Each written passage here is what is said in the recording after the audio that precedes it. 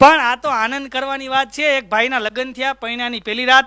અને આ વાત મારી તમે સમજશો ને સાહેબ, તમારા લગ્ન જીવનમાં કોઈ દી વાંધો નહીં આવે સાહેબ. અહીં ઘણા પરણેલા પુરુષો બેઠા છે અને કુંવારા બેઠા, એ બધાને મારી વિનંતી છે, કન્યા જોવા જાઓ 2 વર્ષ મોટી ગોતજો, ખીજાય ખોટું ન લાગે.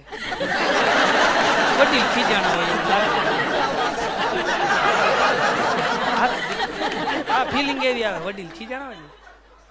એક ભાઈને લગ્ન થયા, પૈણાની પહેલી રાત, પતિ પત્ની રૂમમાં સૂતા હતા. સવારમાં પુરુષ ઊભો થયો, 2 કપ કોફી બનાવી, એની ઘરવાળીને ઉઠાડી કોફી પીવડાવી. આ ક્રમ 50 વર્ષ સુધી આવેલો. રોજ સવારમાં પુરુષ ઊભો થાય, 2 કપ કોફી બનાવે, એની ઘરવાળીને ઉઠાડે, એની ઘરવાળીને કોફી પીવડાવે. 2 માણસની ઉંમર 75 વર્ષને આળે ગાળે પહોંચી ગઈ. ત્યારે ડોશીમાં બેઠા બેઠા રોતા હતા. અને દાદાએ પૂછ્યું, તું શું કામ રો છો? 50 વર્ષમાં મેં તને કોઈ દી તુકારો નથી કીધો. રોજ સવારના પોરમાં હું 2 કપ કોફી બનાવું, તને ઉઠાડીને કોફી પીવડાવું છું, અને તું રો છો હું કામ? અને ત્યારે ડોશીમાએ રોતા રોતા કીધું, 50 વર્ષમાં તમે ક્યારે મને પૂછ્યું કે તને કોફી ભાવે?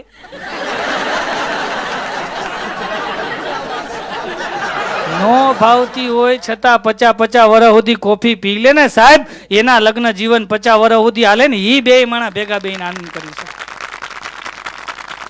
બાકી શક્ય જ નથી સાહેબ આનંદ કરવો. એ કરી શકે, 2 ભેગા બેહીને આનંદ કરી શકે. એટલે મારી પાસે વધારે સમય નથી, છેલ્લી વાત કરી અને મારા શબ્દોનો વિરામ આપું. એક ડોશીમાં 90 વર્ષની ઉંમર, અને બરાબર એમ કે બસ સ્ટેન્ડે આવ્યા, અને વોલ્વો બસ એમ કે આખી ભરેલી હો, આખી વોલ્વો બસ ભરેલી. જો આજે તમને આ ભારત વિકાસ પરિષદ, સોમનાથ શાખા અને આ આખા બધાય એમ કે બધા મિત્રો વડીલોએ જે આની માટે જહેમત લીધી છે, આ કાર્યક્રમ કરવામાં કમસે કમ 2 થી 3 દિવસનો સમય લાગ્યો એ લોકોને. કારણ કે આ બધું બહુ ભેગું કરવું અઘરું છે ભાઈ. અને એ સમયની અંદર તમે આનંદ કરી રહ્યા છો ત્યારે આ વાત કરું છું કે 90 વર્ષના ડોશીમાં બસ સ્ટેન્ડે ગયા, વોલ્વો બસ 40 સીટની, એ બસની અંદર ચડ્યા એટલે આખી બસ ભરેલી હતી, એકય સીટ ખાલી નહોતી. અને ડોશીમાં એમ કહીને આમ નેજવું કર્યું ને, કોઈએ જગ્યાનું ન આપી ડોશીમાં, કોઈ બેહવાનું ન કીધું. ડોશીમાં નિમાણા થઈ અને ડ્રાઈવર પાસે આવીને ઉભા રહ્યા. અને ત્યારે ડ્રાઈવરે કીધું કે માડી તમને કોઈ જગ્યા ન આપી? અને ત્યારે ડોશીમાએ કીધું કે યહાં પે સબ હમ સફર હે, કોઈ હમદર્દ નહીં હે સાહેબ, એ સબ હમ સફર હે.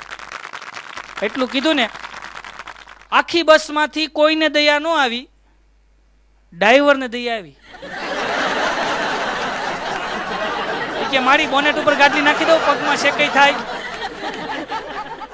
તો ડોશીમાં બેહી ગયા, બોનેટ ઉપર ગાડી નાખીને બસ હાલતી થઈ. 15 કિલોમીટર બસ હાલીને એક 22 વર્ષની છોકરી જીન્સનું પેન્ટ અને ટી શર્ટ પહેરીને બસમાં ચડી. બસમાંથી 17 જણા બોલ્યા, હે મેડમ! એમાં 3 બેસી ભેગા અકળશ મુકળશ. છોકરી ખાનદાન ઘરની હતી, બેઠી નહીં. ત્યારે ડોશીમાએ કીધું, બેટા અત્યારે જગ્યા આપે ને તો બેહી જા, 40 વર્ષ પછી તારે બોનેટ ઉપર બેહવાનો જ વારો છે.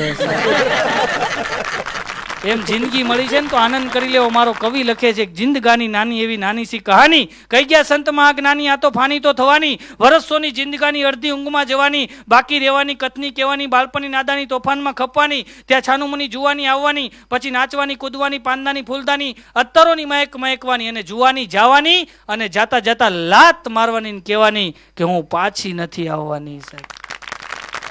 પછી અરીસામાં જોતા જોતા બાપ દાદાની નિશાની દેખાવાની, વાળે સફેદી આવવાની, આંખે ના દેખાવાની, કાને ના સાંભળવાની, દાંત પડવાની, પગે ના ચાલવાની, લાકડીના ટેકે રહેવાની. ત્યારે દીકરાની વહુને ઘરે લેવાની, હોશ વધવાની. આનું નામ જિંદગાની. ચીઠી ફાટશે ઉપર વાળાની, તારે વેળા થશે જવાની, હગાવાલા ભેળા મળીને ચમચી પાણી પાવાની, લોટ પાણીનો લાડવો મૂકશે જરૂર હશે નહીં તારે ખાવાની, બધાય ભેળા મળીને કરશે ઉતાવળ કાઢી જવાની, લાકડા ભેગો બાળી દેશે રાખ તારી ઉડી જવાની, મુઠ્ઠી હાઈટ કરીને હાલતા થશે બધાને ઉતાવળ હશે નાવાની, અરે 12 દિવસની મોકાણ કરી પછી મિષ્ટાન ખાવાની. આ સ્વાર્થની સગી દુનિયા છે સાહેબ. ઘડીકમાં ભૂલી જવાની, ઘડીકમાં ભૂલી જવાની, ઘડીકમાં ભૂલી જવાની સાહેબ.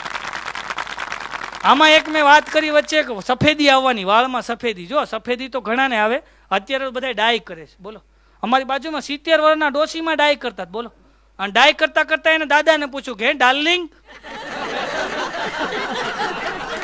આ ડાય કેટલો સમય ટકશે? તો ભાભા બોલ્યા કે ગાંડી 50 વર્ષ ટકી.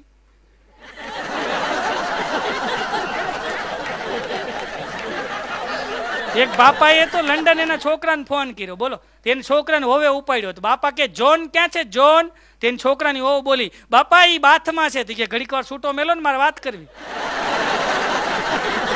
બાથમાં છે. એક ઘરમાં દાદા ડાય કરે, દાદી ડાય કરે, કાકા ડાય કરે, કાકી ડાય કરે, પપ્પા ડાય કરે, મમ્મી ડાય કરે, આખું ઘર ડાય કરે. બોલો, બધાય કાળા વાળ કરે. એમાં 8 વર્ષનો છોકરો બધું જોવે, એ રહોડામાં ગયો, ધોળું માથું કરીને આવ્યો. અન કાળા માથાવાળા બધા કુંડાળે પડ્યા. અમે બધા ધોળામાંથી કાળા કરીએ છીએ, તું કાળામાંથી ધોળું કરી આવ્યો. ત્યારે છોકરો બોલ્યો, ઘરમાં કોક વડીલ તો જોઈએ ને. સાહેબ, જે ઘરમાં વડીલની સલાહ નથી લેવાતી ને ત્યાં સમય જતા વકીલની સલાહ લેવાનો વારો આવે સાહેબ. કારણ કે બગડેલા કેસને સુધારે ને એને વકીલ કહેવાય, પણ કેસ બગડવા ન દે ને એને વડીલ કહેવાય સાહેબ. એટલે વડીલને સાચવતા રહેવા, સૌ પરિવાર સાથે જોડાયેલું રહેવું. આપ સૌએ મને શાંતિ જાળવીને માણ્યો એ બદલ આપ સૌનો ખૂબ ખૂબ આભાર.